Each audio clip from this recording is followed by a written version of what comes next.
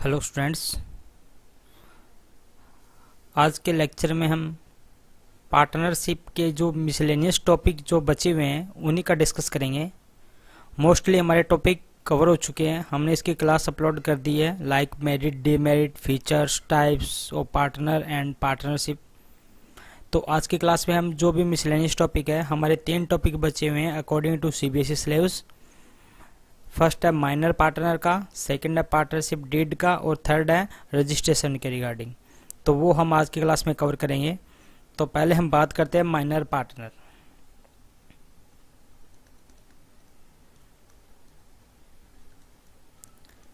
बहुत बार एग्जाम में क्वेश्चन पूछा जाता है कि एक माइनर होता है वो पार्टनर बन सकता है या नहीं बन सकता। लास्ट क्लास में हमने टाइप ऑफ पार्टनर देखे थे जिसमें हमने 6 टाइप कवर किया था। तो ये कोई टाइप नहीं है माइनर पार्टनर, ये उसकी एज को डिनोट कर रहा है कि माइनर पार्टनर है, उसकी एज क्या है, लेस देन 18 ईयर। ये तो आपको पता होना चाहिए, बिलो 18 ईयर्स। जो 18 ईयर से छोटा है वो हमारा माइनर पार्टनर होता है। It is not A type of partner. ये चीज आप ध्यान से रखिएगा, कहीं वहां पे आप इसको ऐड कराओ गलत हो जाएगा क्वेश्चन। दूसरा, माइनर पार्टनर अब पार्टनर बन सकता है क्या, इसके बारे में बहुत सारे सस्पेंस हैं, तो हम इस सस्पेंस को यहाँ पे क्लियर करते हैं। तो माइनर पार्टनर कोई लीगल पार्टनर नहीं होता। तो आप ये लिखिएगा, पहले तो इसका मीनिंग लिखिएगा कि minor partner is a partner of age below 18 years, ठीक है। और दूसरा, it is not a legally partner. It is not a legally partner, ये कोई लीगली पार्टनर नहीं है, ठीक है।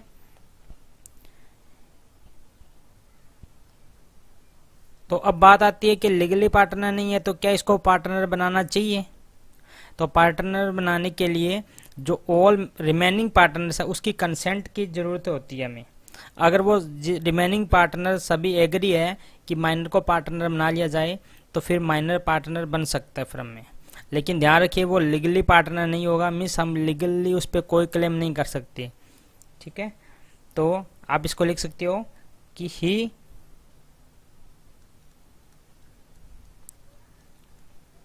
Can be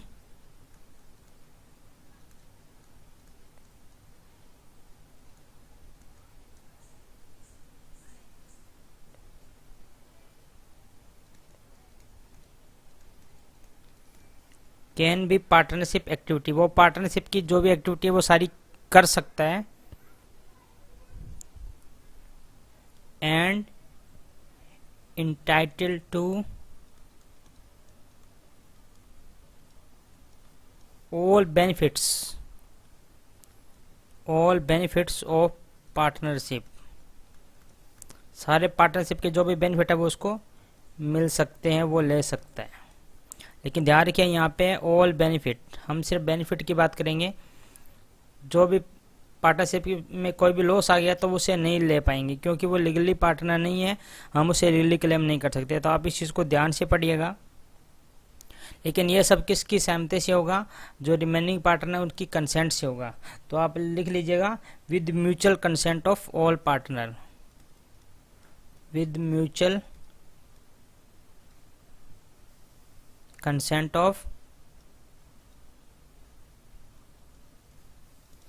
all partner. जितने भी पार्टनर्स हमारे रिमेनिंग बचे हुए हैं सभी पार्टनर की सहमति से हम इसको क्या करेंगे, पार्टनर बना सकते हैं।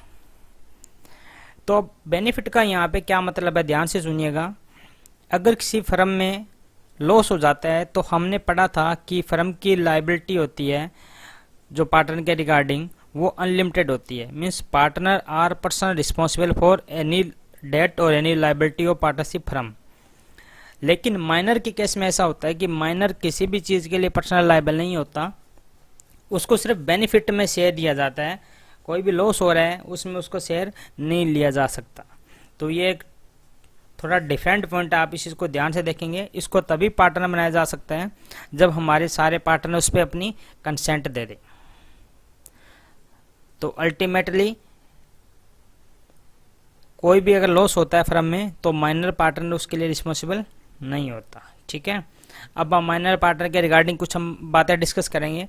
देखिए वो पैसा लगाता है या लाइबिलिटी है, तो देखिए क्या है इसका।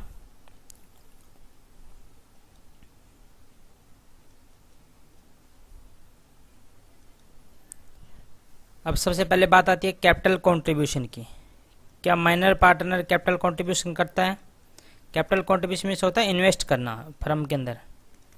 कैपिटल कंट्रीब्यूशन करता है वो? नहीं करता, ध्यान रखना, ठीक है ना। जनरली ये जो पार्टनर होता है माइनर, वो क्या होता है, किसी पार्टनर का रिलेटिव ही होता है, इसलिए उसको एज ए शो करने के लिए उसको पार्टनर बना लिया जाता है, ठीक है। क्या वो बिजनेस को मैनेज कर सकता है? क्या वो बिजनेस को मैनेज कर सकता है? लीगली है? नहीं, लीगली नहीं है। वो कर सकता है तो कर लेगा, कोई दिक्कत नहीं है, लेकिन कोई कंपलसरी नहीं है उनके लिए। प्रॉफिट और लॉस शेयरिंग कर सकता है क्या? प्रॉफिट एंड लॉस में शेयरिंग होता है उसका। तो अभी मैंने बताया था कि उसका सिर्फ प्रॉफिट में शेयरिंग होता है, सिर्फ उसका प्रॉफिट में शेयरिंग होता है, लॉस में शेयरिंग नहीं होता, याद रखिए। सिर्फ प्रॉफिट में शेयरिंग होता है, ओनली शेयरिंग इन प्रॉफिट। सिर्फ प्रॉफिट में शेयरिंग होता है, ठीक है, लॉस में उसका शेयरिंग नहीं होता। और लास्ट बात आती है उसकी लायबिलिटी की। तो लायबिलिटी क्या होती है उसकी, देखिएगा उसकी लायबिलिटी। अब आपको लायबिलिटी तो क्लियर हो गया होगा कि उसकी लायबिलिटी अनलिमिटेड होती है कि लिमिटेड होती है, क्योंकि वो किसी भी चीज़ के लिए रिस्पॉन्सिबल है ही नहीं। कोई भी लॉस हो रहा है, कोई भी एक्सपेंसेस हो रहा है, तो फर्म के लिए रिस्पॉन्सिबल नहीं है, उनको सिर्फ प्रॉफिट में शेयरिंग दिया जाएगा। तो बताओ उसकी लायबिलिटी क्या होगी? तो लायबिलिटी ऑब्वियसली उसकी लायबिलिटी क्या होगी? लिमिटेड लायबिलिटी होगी, ठीक है। तो ये सारी बातें आप इसके देख लीजिएगा माइनर पार्टनर के रिगार्डिंग, कि वो क्या होता है, उसको पार्टनर बनाया जा सकता है या नहीं बनाया जा सकता। बहुत बार एग्जाम में क्वेश्चन आता है, यस या नो विद रीजन आपको बताना पड़ता है। वो लीगली पार्टनर नहीं होता और कैपिटल कंट्रीब्यूशन नहीं करता, बिजनेस को मैनेजमेंट करना कंपलसरी नहीं है। अगर वो क्वालिफाइड है या कर सकता है तो कर सकता है, लेकिन अगर उसके एक्टिविटी से फर्म को कोई लॉस हो गया तो वो सफ़र नहीं करेगा उससे, बाकी जो रिमेनिंग पार्टनर है वो उसको सफ़र करेंगे। तो इस चीज़ का आप ध्यान रखना पड़ेगा कि आपको उस एक्टिविटी करवानी है या नहीं करवानी। और प्रॉफिट और लॉस शेयरिंग मैंने आपको बताया था कि सिर्फ बेनिफिट शेयर के लिए उसको पार्टनर बनाया जाता है, लॉस में उसका कोई शेयर नहीं होता, ठीक है। और लायबिलिटी होती है वो उसकी लिमिटेड होती है, मीन्स वो पर्सनल रिस्पॉन्सिबल नहीं होता किसी भी चीज़ के लिए, ओके। तो ये माइनर पार्टनर का आपके स्क्रीन पे है, आप इसका स्क्रीनशॉट ले लीजिएगा। बहुत बार एग्जाम में आता है, जब भी आप आगे क्लासेज में जाएंगे आफ्टर 12th, तो आपको माइनर पार्टनर का पूरा चैप्टर मिलेगा। अभी तो एक मिसलेनियस टॉपिक है, ठीक है। तो आप इसको अच्छे से याद कर लीजिएगा, एग्जाम पर्पज से भी बहुत इंपॉर्टेंट है माइनर पार्टनर। तो ये हो गया हमारा फर्स्ट टॉपिक आज का। हम आज 3 टॉपिक करेंगे, ये हमारा फर्स्ट टॉपिक है माइनर पार्टनर के रिगार्डिंग। हमने लास्ट क्लासेज में डिस्कस किया था कि partnership is based on agreement. ये पार्टनरशिप का जो भी बेस होता है वो एग्रीमेंट होता है, और जो एग्रीमेंट होता है वो रिटन और ओरल दोनों साइड में हो सकते हैं, ये हमने भी पढ़ा था, ठीक है। लेकिन अगर हम उसको रिटन कराते हैं, लिखित में लेते हैं, तो उस जो रिटन जो डॉक्यूमेंट होता है उसका नाम होता है पार्टनरशिप डीड। तो हम इसको एग्रीमेंट भी लिख सकते हैं। ये एक तरह से क्या होता है, एग्रीमेंट होता है। और एग्रीमेंट कौन सा होता है? रिटन एग्रीमेंट होता है, ठीक है। ये क्या है कि रिटन एग्रीमेंट है। हमने पढ़ा था कि एग्रीमेंट ओरल भी हो सकता है और रिटन भी हो सकता है, लेकिन डिस्प्यूट से बचने के लिए बेटर यही है कि आपके पास रिटन एग्रीमेंट होना चाहिए। और जो रिटन एग्रीमेंट होता है उसको हम क्या बोलते हैं? पार्टनरशिप डीड बोलते हैं, ठीक है। तो पार्टनरशिप डीड समझ में आ गया। पार्टनरशिप डीड ये रिटन एग्रीमेंट या रिटन डॉक्यूमेंट, उसमें क्या लिखा होता है? उसमें पार्टनरशिप के रिगार्डिंग कुछ टर्म एंड कंडीशन लिखी होती है। तो आप इसको ये भी लिख सकते हो, it contain term and condition of partnership. हमारा जो रिलेशन है पार्टनरशिप का, उसके रिगार्डिंग क्या टर्म कंडीशन होगी, वो सारा कुछ इसमें लिखा जाता है, ठीक है। तो ये पार्टनरशिप डीड का मीनिंग है, it is a written agreements. हमने पढ़ा था एग्रीमेंट बेस होता है पार्टनरशिप का, इट मे बी ओरल और मे बी रिटन, बट कोशिश कीजिएगा कि ये रिटन में हो ताकि जो डिस्प्यूट है उसको अवॉइड किया जा सके। और it contain term and condition of partnership. अब देखिएगा डीड कैसे होता है, ये आपकी स्क्रीन पे है, ये डीड है, आपने भी देखी होगी। ये डीड बहुत टाइप की होती है, लेकिन ये डीड है पार्टनरशिप की डीड, ठीक है। ये देखिए यहाँ पे लिखा हुआ है डीड ऑफ पार्टनरशिप, ठीक है। यहाँ पे दिया होता है ये पार्टनर का नाम है। अब ये डीड के अंदर क्या क्या आइटम में होती है देखिएगा, इसकी क्या क्या कंटेंट्स होते हैं, उसमें नेम क्या होगा हमारी फर्म का, ठीक है, हमारी फर्म का ड्यूरेशन क्या होगा, टाइम पीरियड, ठीक है, कितने टाइम के लिए चलेगी, उसका जो प्रिंसिपल प्लेस है बिजनेस का वो क्या होगा, ठीक है, किस ऑब्जेक्टिव के लिए हम पार्टनरशिप चला रहे हैं, कितनी कितनी कैपिटल कंट्रीब्यूट करेंगे। तो इस हिसाब से बहुत सारे इसमें जो टर्म कंडीशन होता है वो उसमें स्पेसिफाई कर दिया जाता है, ठीक है। और इस पे लास्ट में होता है वो सिग्नेचर होते हैं जितने भी पार्टनर हमारे, ठीक है। तो एक तरह से क्या हो गया, एग्रीमेंट हो गया, ठीक है ना, इसके बेस पे पार्टनरशिप चलता है। तो क्लियर हो गया आपका कि पार्टनरशिप डीड क्या होता है। आपके सामने ये इमेज है, ठीक है, क्या क्या इसके अंदर कंटेंट होते हैं, तो कौन कौन सी टर्म कंडीशन होती है, तो आप इसको अच्छे से कर लीजिएगा, क्योंकि 12th क्लास में हम पार्टनरशिप के अकाउंट पढ़ेंगे तब भी इसका बहुत सारा पोर्शन हमारा वहाँ पे कवर होता है कि पार्टनरशिप के फीचर बताए, मेरिट डीमेरिट बताएं, पार्टनरशिप डीड में कौन कौन से आइटम कवर किए जाते हैं, तो इस तरह का। तो आप अभी से इसको याद कर लीजिए ताकि 12th में हमें ज़्यादा माथापच्ची ना करनी पड़े इस पॉइंट के बारे में, ठीक है। अब इसको ये आप पार्टनरशिप के डेट का एक एग्जांपल है, इसको हम बोलते हैं आर्टिकल। आर्टिकल क्या होता है मैं आपको बता देता हूँ। आर्टिकल होता है इंटरनल रूल एंड रेगुलेशन।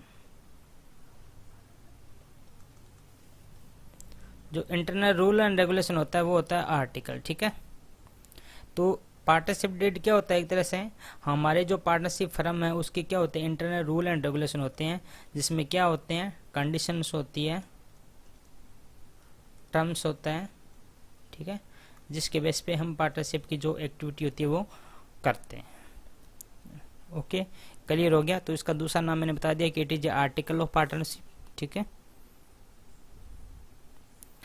अब देखिए पार्टनरशिप डिटेल मैंने स्लाइड के थ्रू आपको समझाने की कोशिश किया। देखिएगा, partnership is establish bye an agreement, आपने पढ़ा वही, विच में बी ओरल और रिटन। और जो रिटन होता है उसको हम क्या बोलते हैं, उसको हम बोलते हैं deed. It is always better to have a agreement in written to avoid any dispute, जो हम पहले डिस्कस कर चुके हैं बात सारी। And this document contain the agreement in writing among the partners is called partnership deed. तो ये भी आपका मीनिंग है, अब वहाँ से देख लीजिए, हमने इसको पहले एक्सप्लेन किया था, अब आप इसको स्लाइड के फॉर्म में देख रहे हो। तो पार्टनरशिप डीड का भी आपका कंसेप्ट कवर हो चुका है, ठीक है। कई बार इसमें आ जाता है क्वेश्चन कि इसमें कौन कौन सी आइटम को कवर किया जाता है, इसमें कौन कौन से कंटेंट होते हैं। तो कंटेंट मैं यहाँ पे कुछ लिख रहा हूँ, आप भी देख लीजिएगा कंटेंट के बारे में। कंटेंट ऑफ डीड, क्या क्या कंटेंट होते हैं। तो सबसे पहले नेम ऑफ पार्टनर होता है कि पार्टनर का नाम क्या क्या है, ठीक है। एड्रेस ऑफ पार्टनर, पार्टनर का एड्रेस क्या क्या है। क्वालिफिकेशन ऑफ पार्टनर, पार्टनर की क्या क्या क्वालिफिकेशन है। बिजनेस का प्लेस क्या रहेगा, बिजनेस, ठीक है, बिजनेस का ऑब्जेक्टिव क्या रहेगा। इस हिसाब से बहुत सारी बातें लिखी होती है हमारे। कैपिटल कितना कितना लेके आएंगे, ठीक है, कौन वर्किंग पार्टनर होगा, कौन नॉन वर्किंग होगा। तो इस हिसाब से ये बहुत सारे कंटेंट हैं, ठीक है। तो आप इसमें कुछ कंटेंट याद कर लीजिए। वैसे भी आपको जब पार्टनरशिप पढ़ोगे तो आपको समझ में आता जाएगा कि डिफरेंट टाइप के हम कंटेंट होते हैं। Means all term and condition regarding the activity of partnership firm cover in partnership deed. तो हम इसमें सारी बातें कवर करेंगे पार्टनरशिप डीड में। तो इस हिसाब से ये हमारा पार्टनरशिप डीड का भी जो टॉपिक है वो कंप्लीट हो चुका है। आप इसको अच्छे से कर लीजिएगा, क्योंकि सेम टॉपिक आपको 12th क्लास में भी पढ़ना पड़ेगा अकाउंट की बुक में, तो इसलिए आप इसको अभी से कर लीजिएगा।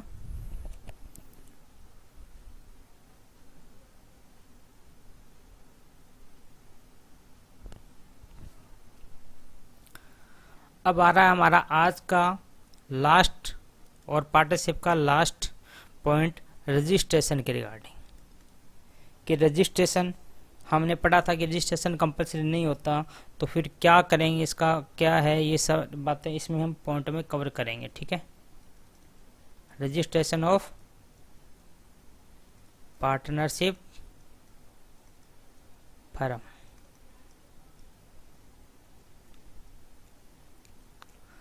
Registration of partnership firm. तो पहले तो ये बताइए कि पार्टनरशिप फर्म का जो रजिस्ट्रेशन है वो कंपलसरी है या ऑप्शनल है।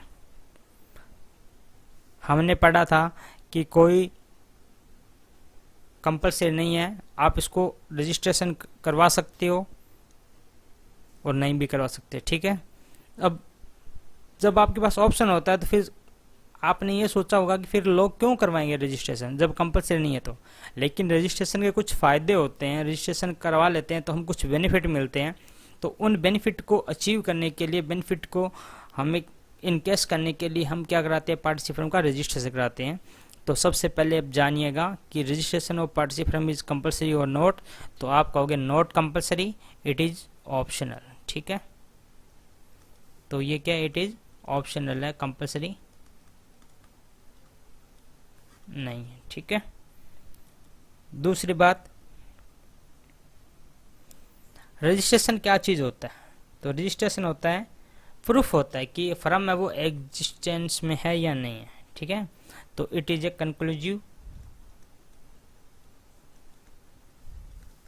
Conclusive proof of existence.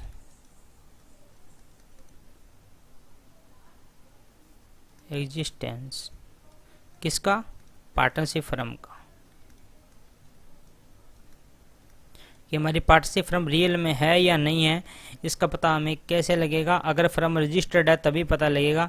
Otherwise आपको पता होगा कि मोहल्ले में बहुत सारी फर्म बनती है, बहुत सारी बंद होती है, अगर वो रजिस्ट्रेशन नहीं है तो कोई उसका रिकॉर्ड नहीं हो पाएगा। तो ये क्या होता है, एक तरह से प्रूफ होता है और इट इज़ ऑप्शनल। ठीक है, ये भी हमने डिस्कस कर दिया। अब बताइए कि अगर हम इसको नहीं कराते हैं रजिस्ट्रेशन तो हमें क्या मतलब नुकसान हो जाएगा, क्या कॉन्सिक्वेंस हो जाएगा। तो आप इसी पॉइंट को एक्सटेंड करते हुए लिखिएगा, consequence of non registration of firm. बहुत बार एग्जाम में क्वेश्चन आया ये,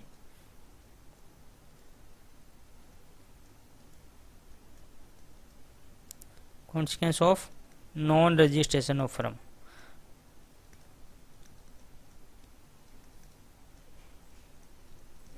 अगर हम फर्म को रजिस्ट्रेशन नहीं करेंगे तो क्या क्या हमारे को नुकसान हो जाएगा, क्या क्या उसका रिजल्ट रहेगा, कॉन्सिक्वेंस रहेगा। तो आप देखिएगा, पहली बात तो एक आप ध्यान रखिए,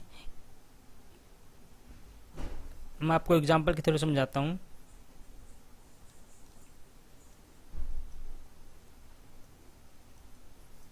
एक तो फर्म होती है, ठीक है, एक पार्टनर होते हैं,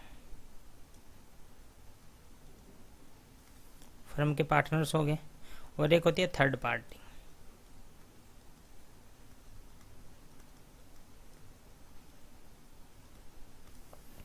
एक होती है थर्ड पार्टी, ठीक है। अब अगर हमारा फर्म रजिस्टर्ड नहीं होगा तो हमारी कोई आइडेंटिटी होगी क्या हमारे फर्म की? हमारे फर्म की कोई आइडेंटिटी नहीं होगी। और आपको पता है कि अगर आपको कोई भी क्लेम करते हो या कोई भी आप केस फाइल करते हो, ठीक है ना, तो आपकी आइडेंटिटी होनी जरूरी होती है। सिंपल सी बात है, अगर आप कोर्ट में जाते हो तो जब कोर्ट में हम अपनी एप्लीकेशन देते हैं किसी पे केस के रिगार्डिंग या कोई क्लेम के रिगार्डिंग, तो हमें अपनी आइडेंटिटी को प्रेजेंट करना होता है। तो जब एक फर्म हमारी रजिस्टर्ड नहीं है तो हमारी फर्म की कोई आइडेंटिटी नहीं होगी। जब फर्म की कोई आइडेंटिटी नहीं होगी तो बताओ क्या फर्म पार्टनर पे केस फाइल कर सकता है? नहीं कर सकता। क्या फर्म थर्ड पार्टी पे केस फाइल कर सकता है? नहीं कर सकता, क्योंकि फर्म की कोई आइडेंटिटी नहीं है। ध्यान से देखिएगा, फर्म पार्टनर पे केस नहीं कर सकता, फर्म थर्ड पार्टी पे केस नहीं कर सकता, क्योंकि फर्म की कोई आइडेंटिटी नहीं है। ठीक है, अब आप बताइए, जब फर्म की आइडेंटिटी नहीं है तो क्या पार्टनर फर्म पे केस कर सकता है? अपनी इंडिविजुअल कैपेसिटी मानी जाएगी फिर इसकी। ये पार्टनर वर्ड यूज ही नहीं होगा, क्योंकि जब पार्टनरशिप फर्म ही नहीं होगी रजिस्टर्ड, तो पार्टनर का जो एग्जिस्टेंस है वो भी नहीं हो पाएगा। ठीक है ना, जब फर्म ही रजिस्टर्ड नहीं है तो पार्टनर भी नहीं माने जाएंगे वो। ध्यान से समझिए इस चीज को। तो क्या पार्टनर फर्म पे केस कर सकते हैं, क्लेम के लिए फाइल कर सकते हैं? ये भी नहीं कर सकते। क्या पार्टनर अपने जो दूसरे पार्टनर है उस पर भी केस कर सकते हैं? अदर पार्टनर पे उस पर भी केस कर सकते हैं? उस पर भी केस नहीं कर सकते। तो ये कॉन्सिक्वेंस है, मैंने इसको समझाने की कोशिश की है एरो के थ्रू। तो आप इसको समझिए, firm, partner and third party, तीन तरह के लोग होते हैं हमारे। ठीक है, पार्टनरशिप के केस में। तो फर्म होता है वो पार्टनर पे केस नहीं कर सकती, फर्म है वो थर्ड पार्टी पे केस नहीं कर सकती। ये तो होगी फर्म की बात। Means firm can not file A suit against third party, can not file A suit against partner. अब पार्टनर के बारे में लिखेंगे कि partner of unregistered firm, registered firm नहीं, पार्टनर ऑफ अनरजिस्टर्ड फर्म, क्योंकि ये जो पार्टनर है ये सारे किसके हैं? ये इसके पार्टनर है। तो और ये क्या है? अनरजिस्टर्ड है। ठीक है, ये रजिस्टर्ड नहीं है। ठीक है, ये अनरजिस्टर्ड है। तो partner of unregistered firm can not file A suit against the firm, means firm के अगेंस्ट भी नहीं कर सकता, और against the other partner, other partner के लिए भी नहीं कर सकते। तो ये आपके 4 पॉइंट है। आप 4 कॉन्सिक्वेंस है, इसको लिख दीजिएगा, 4 कॉन्सिक्वेंस। अब कई बार एग्जाम में आता है क्या थर्ड पार्टी इस पे केस कर सकती है, पार्टनर पे या फर्म पे? तो यस, थर्ड पार्टी पार्टनर पे या फर्म पे केस कर सकती है, क्योंकि आइडेंटिटी उस पर्सन का कंपलसरी होता है जो केस फाइल करता है। थर्ड पार्टी केस फाइल कर रही है तो थर्ड पार्टी की तो अपनी आइडेंटिटी होगी ना। आइडेंटिटी तो हमारी पार्टनर की नहीं है। ठीक है, क्योंकि वो अनरजिस्टर्ड फर्म की है। मान लो यहाँ पे ए और बी दो पार्टनर हैं। अब ये अपनी देखो दो तरह की कैपेसिटी होगी, एक तो एज ए पार्टनर और एक हो गया एज ए इंडिविजुअल। ये इंडिविजुअल्स अपना कोई भी काम करते हैं। ठीक है, जैसे मिस्टर ए अपने नाम से कोई काम कर सकता है, लेकिन एज ए पार्टनर शो करके कोई काम नहीं कर सकता, क्योंकि जब वो पार्टनर शो करेंगे तो उसको बताना पड़ेगा कि वो कौन सी फर्म का पार्टनर है, जबकि फर्म तो है ही नहीं। तो वो अपनी इंडिविजुअल कैपेसिटी कर सकता है। एज ए पार्टनर वो ना तो फर्म पे केस कर सकता, ना वो दूसरे पार्टनर पे केस कर सकता, क्योंकि उनकी कोई आइडेंटिफाई है ही नहीं। ठीक है, तो इस चीज़ को आप ध्यान रखिएगा। थर्ड पार्टी फर्म पे और पार्टनर पे केस कर सकती है, लेकिन फर्म और पार्टनर थर्ड पार्टी पे केस नहीं कर सकते। इस चीज़ को आप ध्यान से समझिएगा। ठीक है, अब हम कुछ प्रोसीजर करते हैं कि क्या प्रोसीजर है रजिस्ट्रेशन कराने का, रजिस्ट्रेशन कैसे होता है। अगर आप पार्टनरशिप फर्म का रजिस्ट्रेशन कराने चाहो तो आप क्या करना पड़ेगा आपको। ठीक है, तो ये आपके सामने फर्स्ट पॉइंट है प्रोसीजर का। ठीक है, तो ये भी बहुत बार क्वेश्चन आया हुआ है प्रोसीजर वाला, तो आप इसको देख लीजिएगा। प्रोसीजर किस चीज़ का? For registration. रजिस्ट्रेशन का जो प्रोसीजर है वो क्या है? तो पहले ए पॉइंट देखिएगा, आपको एक एप्लीकेशन सबमिट करनी पड़ेगी। देखो प्रोसीजर इतना टफ नहीं है, हम नॉर्मल कोई भी चीज़ का रजिस्ट्रेशन कराते हैं। फॉर एग्जांपल आपको गाड़ी का या कहीं भी आपको रजिस्ट्रेशन के लिए अप्लाई करना है, तो सबसे पहले आप क्या लिखोगे? आप एक एप्लीकेशन सबमिट करोगे, और एप्लीकेशन क्या होनी चाहिए? Prescribed form. जो फॉर्म होगा उसके अकॉर्डिंग हम एप्लीकेशन सबमिट करेंगे। उसमें क्या क्या डिटेल होगी? फर्म का नेम क्या है, लोकेशन क्या है, ठीक है, बिजनेस कहाँ कहाँ कैरी किया जाएगा, कब से स्टार्ट हुआ है, क्या एड्रेस है पार्टनर का, तो ये सारी चीज़ होगी। और एक आप ध्यान रखिएगा, इसमें क्या होगा? नीचे सभी पार्टनर के साइन होंगे। मीन्स एप्लीकेशन पे सभी पार्टनर के साइन होंगे कि हमने ये एप्लीकेशन दी है, इस डेट को हमने एप्लीकेशन दी हुई है। ठीक है, तो आप इस चीज़ को देख लीजिएगा। फर्स्ट पॉइंट हमारा यही है। सबसे पहले आप एप्लीकेशन दोगे। अब जब एप्लीकेशन दोगे तो आपको साथ में क्या करना पड़ेगा? साथ में आपको फीस भी पे करनी पड़ेगी। अब फीस कितनी होगी वो डिसाइड करेगा हमारा, ठीक है। जिस ऑफिस में हम सबमिट करा रहे हैं, जिस एरिया में हम अपनी पार्टनरशिप फर्म स्टार्ट कर रहे हैं, उस एरिया का जो रजिस्ट्रार है वो कितनी फीस ले रहा है वो हमें वो अपने आप बता देगा, उस फॉर्मेट में लिखा होगा। तो वो फीस हमें क्या करनी पड़ेगी, भेजनी पड़ेगी। रेमिट मीन्स होता है भेजना, ठीक है, मीन्स पे करना पड़ेगा, मीन्स हमें पेमेंट ऑफ फी करनी पड़ेगी, ठीक है। तो पहले पॉइंट में हमने क्या किया, एप्लीकेशन सबमिट की प्रॉपर फॉर्मेट के साथ में, और सेकंड में हमने क्या किया, फी सबमिट कर दी। अब थर्ड पॉइंट में क्या करेगा, जैसे ही आप एप्लीकेशन सबमिट करोगे, जो रजिस्ट्रार होता है एक ऑफिसर, ये ऑफिसर होता है जो हमारे को रजिस्ट्रेशन करके देते हैं, ठीक है।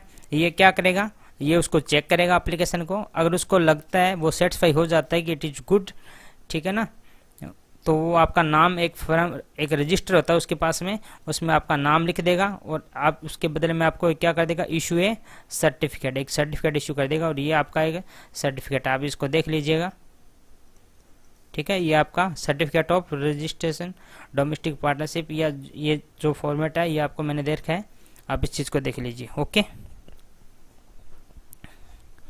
तो स्टूडेंट समझ में आ चुका है। आज की क्लास में हमने जो मेन हमारे मिसलेनियस टॉपिक थे पार्टनरशिप के वो कवर कर लिए हैं। तो आपका जो पार्टनरशिप है वो यही हमारा फिनिश हो चुका है, फॉर्म ऑफ ऑर्गेनाइजेशन का, ठीक है। आज की क्लास में मैं आपको रिपीट करा रहा हूँ कि हमने कौन कौन से टॉपिक किए हैं। पहले हमने माइनर पार्टनर के बारे में पढ़ा है, ठीक है, कि माइनर पार्टनर का इसका क्या सिस्टम है। फिर हमने पार्टनरशिप डीड के बारे में पढ़ा था, और फिर हमने इसका रजिस्ट्रेशन के बारे में पढ़ा है। तो ये हमारे टॉपिक है, आप इसको अच्छे से देख लीजिएगा। इसके हमने कुछ सब टॉपिक भी किए हैं, तो आप इसको अच्छे से कवर कर लीजिएगा, okay students, thank you. Next class में हम अपना next form of organisation cooperative society लेके आएंगे, ठीक है। तब तक आपकी पार्टनरशिप की जो भी 3 या 4 क्लासेज है आप उसको कवर अच्छे से कर लीजिएगा, क्योंकि पार्टनरशिप और कंपनी एक आगे आएगा। ये जो फॉर्म ऑफ ऑर्गेनाइजेशन है ये बहुत इंपॉर्टेंट है, क्योंकि 12th में भी ये हमारे को बेनिफिट देंगे, ओके स्टूडेंट, थैंक यू।